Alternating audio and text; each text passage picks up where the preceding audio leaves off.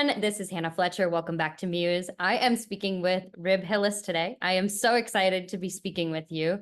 How are you? I'm doing fantastic. Like the rest of us here in Los Angeles today, we're just weathering the storm. That's all. Literally. Where are you doing okay? Is everything going all right in terms of like everything Everything, around you? everything's fine. The roof is leaking, which is Right. amazing because you don't need a leak-proof roof in Los Angeles except for the couple of days out of the year that it rains like biblically.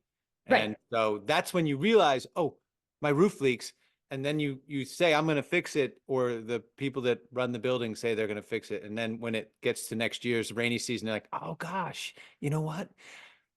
I should use some of my extreme makeover skills on this building and do a makeover.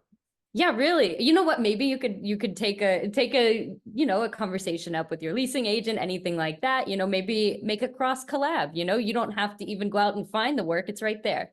I I'm love in. the way that you're thinking. We're just going to cross collab and I make. got Well, it is so nice to meet you. It is so nice to be speaking with you. You have great credentials. Just to name a few, you've been featured on shows such as 2.5 Men, General Hospital, Modern Family. You've modeled with high-end brands such as Versace. You are a frequent face on Lifetime. I know my mom loves you. I also watch Lifetime whenever I'm home. And I'm so excited to get to know you. You have such a great resume. So first, I want to start. I love finding out the origin story. When did you catch the acting bug? How did that transpire? How are you in LA and how are you as successful as you are? Take us back to the beginning. I was literally just talking about that with someone today. I feel like the acting bug caught me. I definitely did not. I was not one of those kids in high school saying, I'm going to go be an actor. Mm. I wanted to play professional football. I was a lot heavier, bigger, muscular. I had no neck. I like, I was a meathead. Yeah, I did well in school academically, but I had no reason to go on and go to college other than to play football. And then 3 years out of high school, I just woke up and realized I don't know that I want to do this anymore. Lost a bunch of weight over a period of time, and a friend of mine he had a buddy who modeled said you should try it. And so, long story short, a modeling agency in Denver faxed. You weren't even born, Hannah. They faxed my picture. They couldn't use internet. They couldn't email it. There weren't emails. They faxed it to Milan, and the agents in Milan said, literally like, see, send Rib over for the summer. And so I was straight out of college and started working in front of the camera. And it took a long time before I kind of realized, oh, wow, this is actually a career, and I think actually, this is crazy, but I think it was like within the last 5 years that I realized, oh yeah, this is what I'm going to do with my life. That's so neat. So you feel like maybe within the past 5 years, like you said, you feel like this is where you're like, okay, this is the epiphany. This is the career. This is the focus. This is the full-time situation. Yeah, I think, like a lot of people who are in the arts, you go into it for the passion of it, and you're like, this is what I want to do. And sometimes you go in it because it's an opportunity. Like I didn't imagine living in Europe and modeling. I didn't imagine coming to LA and pursuing these things. But at some point you kind of look, it's like this trajectory where you look in the past and look in the future, and you realize all the distance you've come from where you started. Then you see the future like, oh, I actually, this is my career. And it wasn't like my wife. She got out of high school, drove across the country when she was like 18 years old to be an actor. And I had a very different path. I kept having work and success. I worked hard. I pursued it, but it wasn't until recently that I was like, oh yeah. I remember we were riding back on this the Tall Tales of Jim Bridger show, and we had these amazing, incredible extras that would fill out our sort of cast as our frontiersmen. And there's these young kids. We're riding back in the pass van back to the hotel, and this kid kind of leans over my shoulder and he's like, "Hey, so what do you think about this whole acting thing? You gonna keep doing it?" Like, and he's like 20, right? Like this is like his first gig, and they're talking about where they're gonna go out drinking that night, and I'm just like, yeah. I think I'm going to keep doing this. I mean, I'm the title character on a network show. So it's one of those moments where you're just like, oh, okay, this is my life. That is really well, and I'm going to get into that with you as well. Actually, we'll kind of jump to that right now. Tell me all about the Tall Tales of Jim Bridger. I think it is such a fascinating show. I have seen like teaser trailers and everything like that. And obviously, like after speaking with you today, now I'm going to go and binge the entire thing because it looks also, you look very different in the show as Yeah. opposed to like real life. Tell our audience a little bit about your character, who you play, obviously, and basically like kind of like elevator pitch snapshot of the show, and that way we can redirect everybody over to make sure that Yeah. they're watching it because it looks really, really good. Tall Tales of Jim Bridger is about a real life historical figure named Jim Bridger, and hence the name. Some of your audience members, many of them would actually know who he is because if you saw the movie Revenant with Leonardo DiCaprio, where he got attacked by a bear and he was abandoned by these two men that were left behind, and DiCaprio goes and hunts them down. Well, that real life character's name was Hugh Glass. Jim Bridger, the real life Jim Bridger, was one of the men. He was a boy. He was 17 years old at the time, was there. So he is a real life historical figure that is, he lived on the frontier back in the day in the 1800s. He was incredibly successful and prolific, a great storyteller. If you read about him, everyone talks about how he had all these qualities. He was incredibly fit and athletic, and he could tell you how to get from here to there down to the minutest detail. He's like a human GPS. He could never read or write, but he was such an incredible mountain man, and in his time, like he probably couldn't function. Although Jim Bridger, if he lived today, would probably be a TikTok star. He excelled at whatever the world that he lived in. And I had heard about this show. I'd spent a bunch of time up in Montana and up in the mountains area, and I knew of Bridger Pass, Bridger Bowl. I knew of him. I knew of his history. And as an actor, I saw the breakdown come out, and I was like, "Ooh, I'd love to play Jim Bridger." And as luck would have it, I got to be Mr. Bridger, and it is an absolute blast. It's fictionalized, like it's not historically accurate, although we use a historical character, but we can tell stories that would be very likely that this would have happened to Jim. But we also get to have the creativity as artists to sort of write stories that we don't have to go into a history book and be like, yep, I can document exactly where this happened. And it's just an absolute joy, and talking about like when you realize your life career path. I probably was always on the career path to play Jim Bridger. I love the mountains. I love rock climbing, being out there. I'm a little bit grizzled and kind of the old wise man of the mountains. My 20-year-old daughter was like, "Of course you're going to play a mountain man, Dad. Of course you are." Oh, I bet. Well, first of all, I bet she's so proud. But what I love about that is, isn't it kind of funny when you have those moments in life where you're like, I can see why everything led up to this moment, why I met this person, why I took this acting gig, why I got started in the first place. And then for all of it to culminate and to bring you to this dream. Yeah. I think that's so It's fascinating. like doing a puzzle backwards. Right. If you can always find out how to get to the start from the end, and I think that's exactly right. Like you have these moments, you're like, oh, this all makes sense. I went to college in Colorado and never came home. I stayed year-round summers and winters and just fell madly in love with the mountains. And so now, 20 some years later, I'm running around the mountains of Montana, and I'm like, yeah, this is exactly where I was meant to be. That is so, so neat. I'm curious to know, so obviously you have a very extensive acting resume, but you've also had the opportunity to step into the producer role, which I think is a very fun opportunity, especially as an actor. I feel like one of the joys of being an actor and even just being in this business, it's always like, what else can I do? What else can I learn in addition to what it is that I'm passionate about? So talk to me a little bit about wearing a different hat, it being in the producer spot, because I think it's so fascinating. And I think that there's a lot of different concepts and ideas that, you see rolling credits at the end, you'll see that somebody acted and produced a project, but there's a lot more that goes on behind the scenes, I think, than the audience would assume. Being So a tell me about that.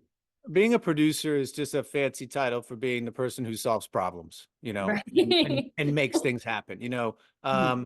I I I think it was a sense of realizing that I wasn't going to wait for the phone to ring, and you just sort of like, okay, when am I get my break? And then you realize, and for anyone who's listening, like if you want to do this, go make something, go create content. You can shoot things literally on your iPhone now that can go be put on a big screen, on a film, a movie. There's no reason to not be out there creating. And I just decided I want to start creating my own content. We made a movie a few years back up in Montana called Kill Shot that I was a writer and a producer on. I was the lead in. We wore many hats. I was also the caterer. You were the caterer? I'm not even joking. We Love would it. call cut on set, and my partner, who was the director, the cameraman, we would run over to the motorhome, and I was wearing my wardrobe, which was camouflage and a AR-15, and I would be getting the food ready for our cast, who were Mhm. amongst all of our friends, and we had the most fun you could possibly have. But in terms of being a producer, it's just making your dreams come true. Like you can tell stories now. No one can stop you. You don't have to go to a film props house and rent a $200,000 camera. You can shoot it on this, or you can buy a better camera. You can edit things on your computer. We edited the entire movie on a Mac. So it's just about, don't wait. Go ahead and make something. I love that so much. And you're completely right. I mean, phones nowadays, I mean, I remember investing in a camera, Canon camera years ago, and now it's like I don't even need it. My phone kicks out the No, quality. It's so there's landfills upon landfills of all the electronics that we used to covet and think this was the latest, greatest thing. Yeah, and even my phone is probably, I'm sure it's obsolete. It's like, I think it's a 13. I think that's what I have too. Somebody asked me the other day. I'm like, I don't know, man. I'd have to go in the settings. It's a whole shtick. It's a whole thing. Obviously, this brings me to my next question. You have your own production company. You have Speed Merchant Productions, which I'm curious to know about the name. And I'm also really curious to know, how did this company come about? What kind of films are you guys producing, looking to produce? Talk to me all about this, because I love the idea, again, of getting your foot in the door, like you did with being an actor, but then being able to go in different directions and learn different elements of the industry. I mean, it's great that you have your own production company. It's inspiring. Yeah.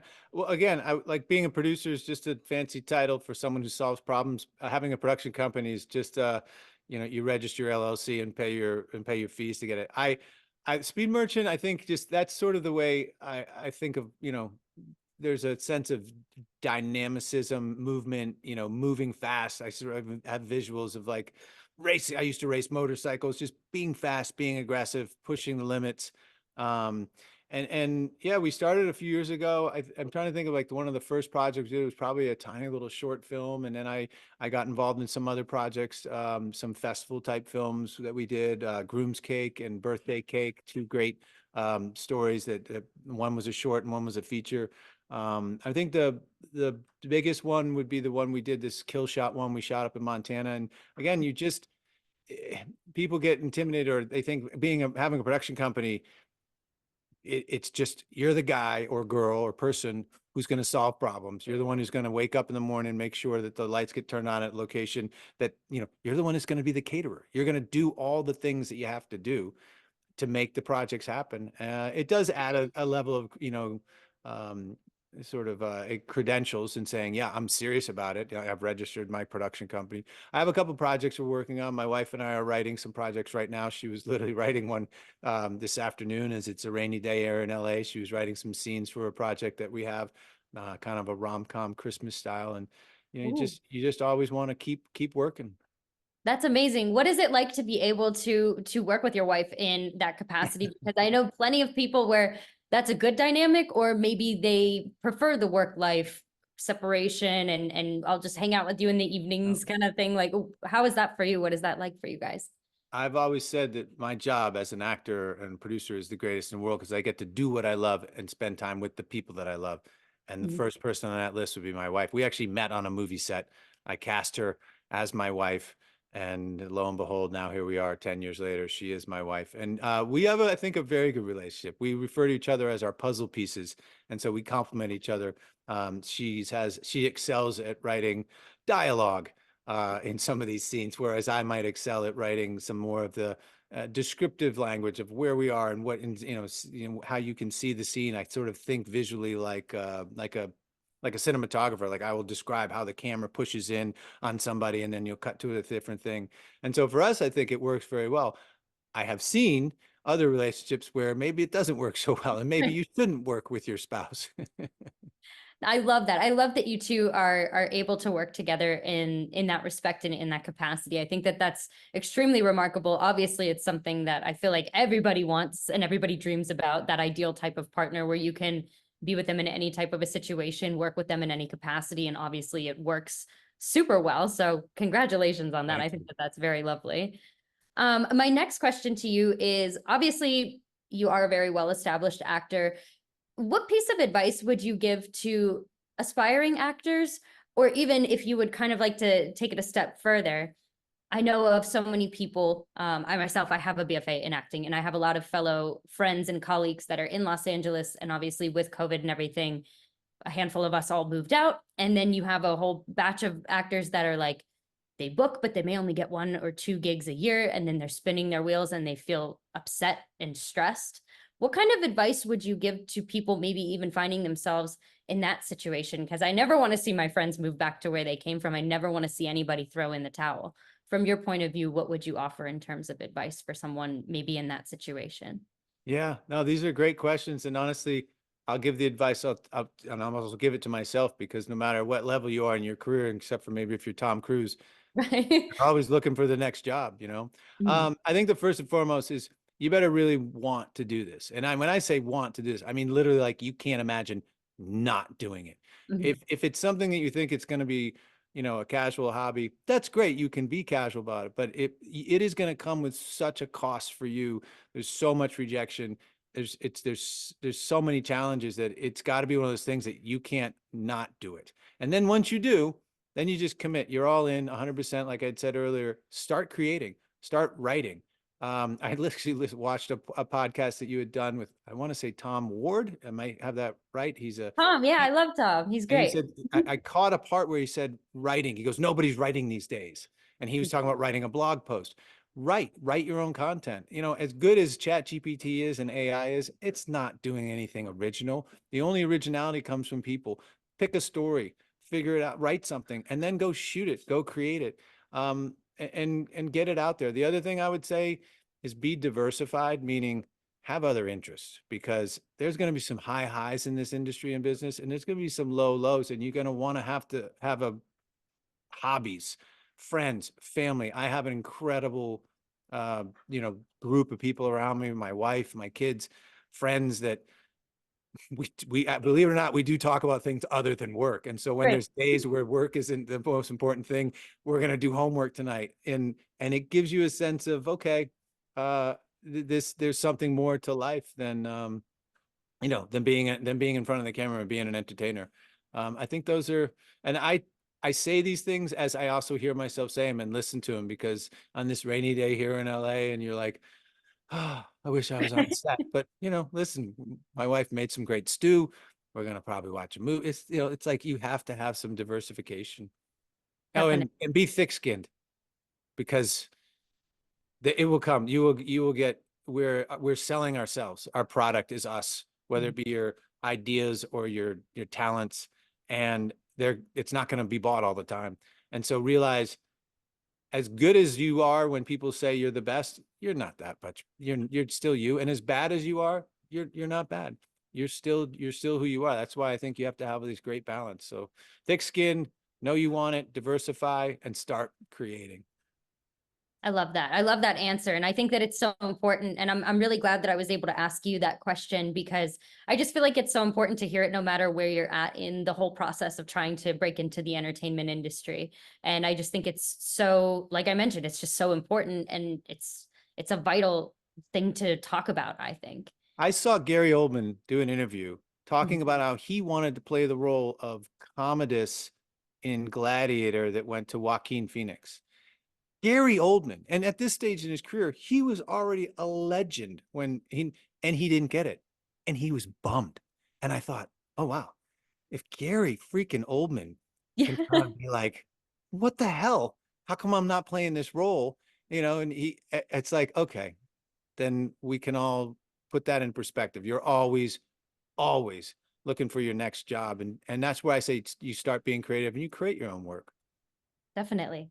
I do have one more question for you, actually. I wanted to ask you, in terms of your character for being Jim, especially from an actor's perspective, I love to nerd out on this stuff. So let's get into it. But what was your acting process, and where did you pull any inspiration? As you mentioned, he was a real person, but there were fictional elements and components that are obviously woven into the show, which I personally love to see those types of shows. I think that that's like one of my favorite forms of entertainment to watch. It's like fictional with like a dash of realism and Yeah. reality.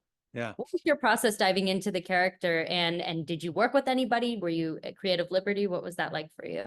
Yeah. So Jim is sort of the culmination, like I say, of like a lifetime. Like I probably have been preparing for this role since I was a kid.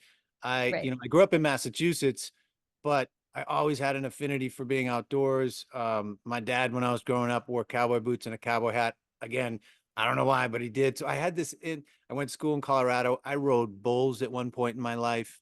So I had all these things that when you play a character like Jim, who was a mountain man, adventurous, outdoors, obviously had to work with animals, so where bull riding comes in. I've trained with weapons. It was a lot of things just came into sync to play Jim Bridger. And then in terms of when I stepped on the set, one of the greatest things was putting on literally the clothes. We had the most incredible wardrobe department that brought clothes, like real buckskin leather.